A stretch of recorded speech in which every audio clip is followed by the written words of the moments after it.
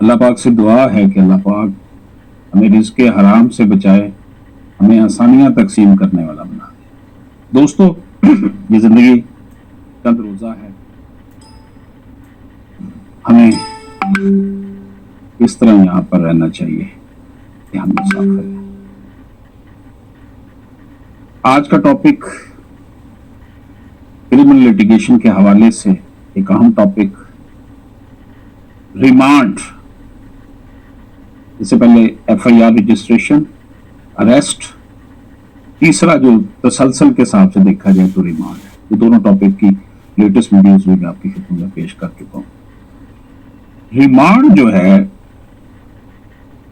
اس میں جو پروویژنس اس کو اٹریکٹ کرتی ہیں، اس میں جناب physical remand under section 167 and judicial remand under section 344 CRPC۔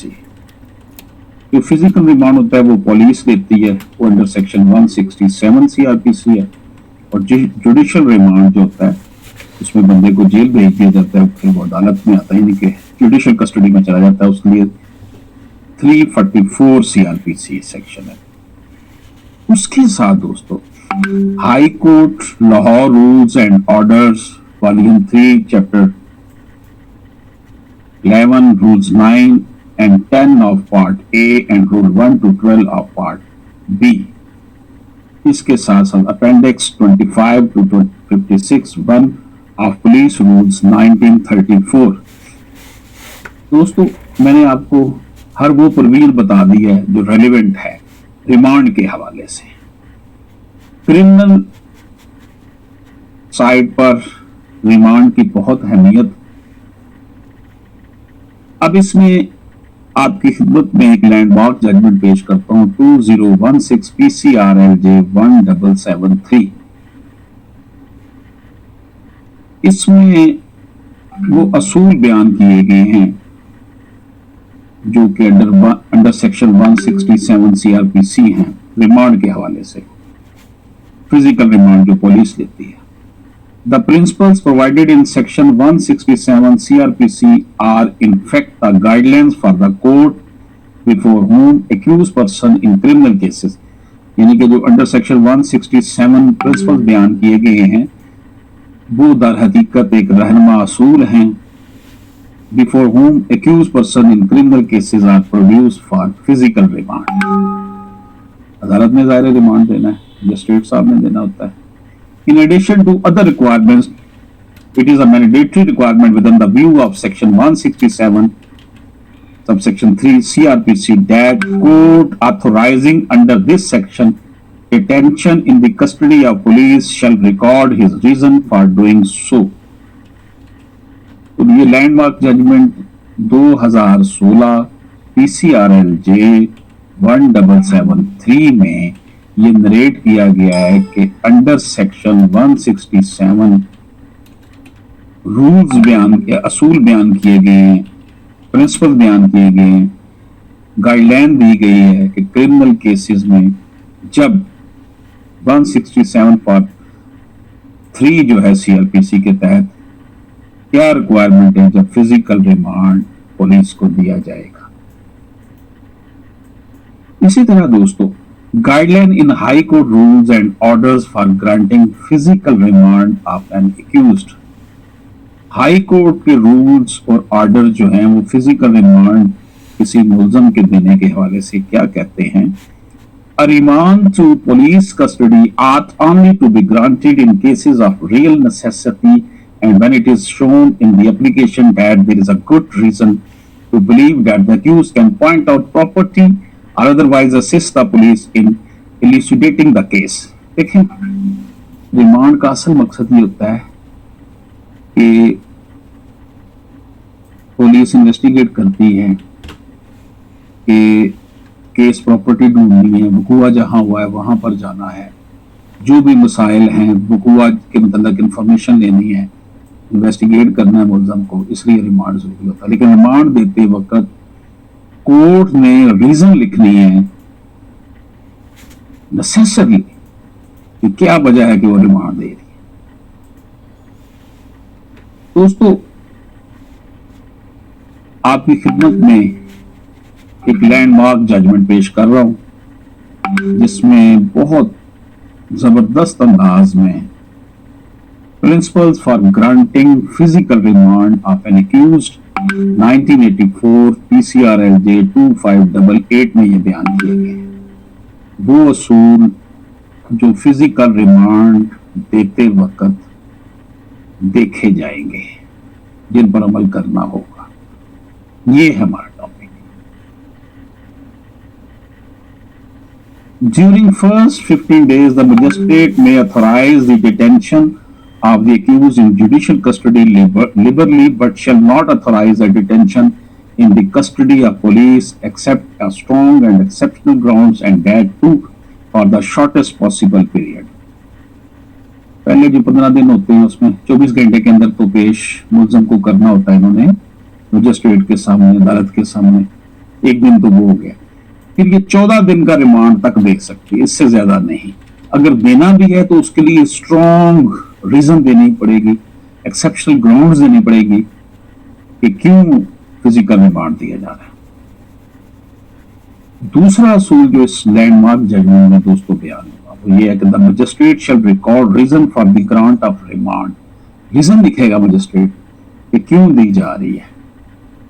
Case property ڈھونڈنی ہے، اعلیٰ قتل جو ہے وہ ڈھونڈنا ہے، یا اس سے کوئی ڈاکومنٹس لینے ہیں، یا اس سے کوئی ویڈیو کیسٹ ریکارڈ ڈھونڈنی ہے، یا اس کے موبائل کا چیک اپ کرنا ہے، فورینسک کروانا ہے، کچھ جو بھی وٹ ایور جس طرح کا کیس ہوگا.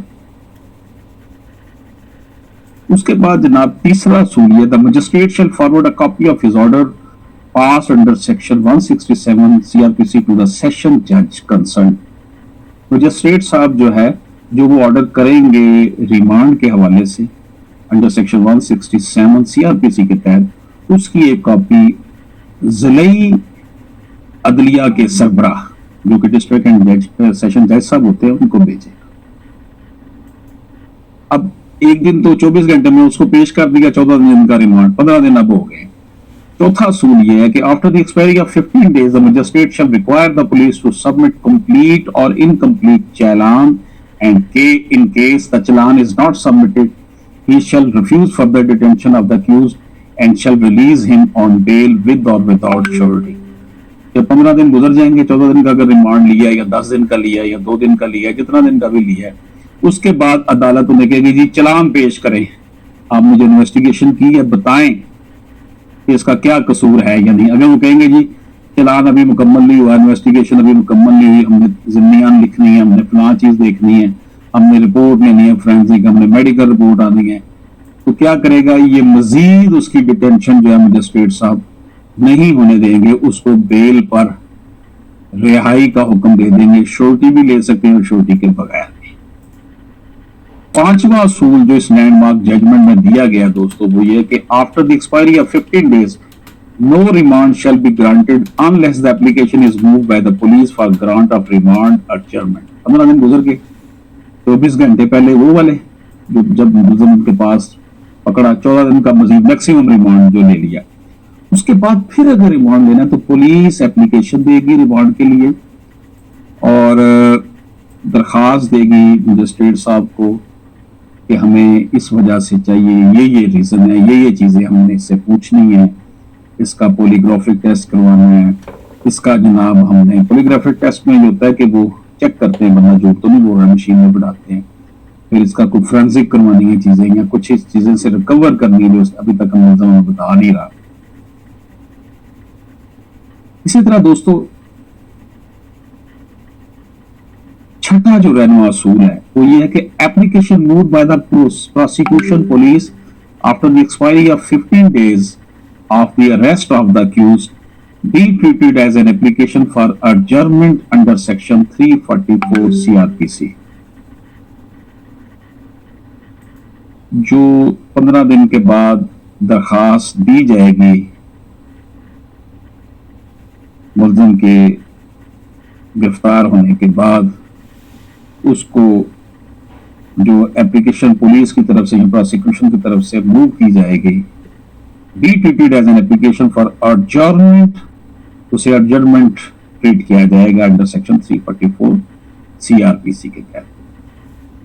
7واں رہنما اصول ہم بیان کرتے ہیں دوستوں، وہ یہ ہے before granting remand the magistrate shall assure that evidence sufficient to raise suspicion that the accused has committed the offence has been collected by the police and that further evidence will be obtained after the remand is granted.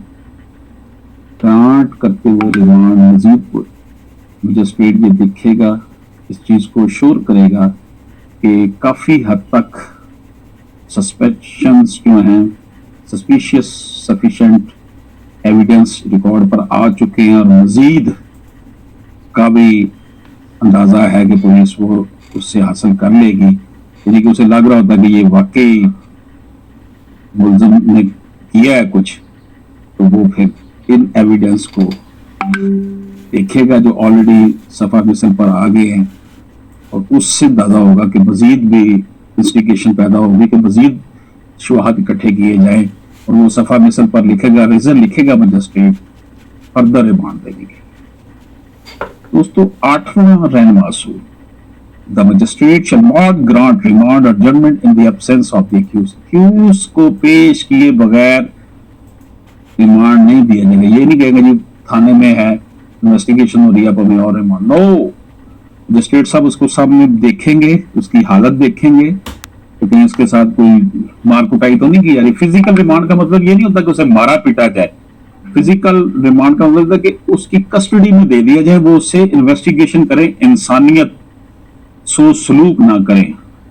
ہمارے یہاں تو بندے کو الٹا لٹکا دیا جاتا ہے، بڑا مارا جاتا ہے، بڑا کچھ کیا جاتا ہے، یہ آپ اکثر فلموں میں دیکھتے ہیں. آئین اور قانون کہتا ہے کہ کسی کو نہیں مارا جانا چاہیے، لیکن ہمارے ہاں تو ماریں گے نہیں تو ان کو کیسے پتا چلے گا، کیونکہ یہاں کا تو ملزم بھی اسی طرح کے ہیں، منصف بھی اسی طرح کے ہیں، پولیس بھی اسی طرح کی ہے. دوستو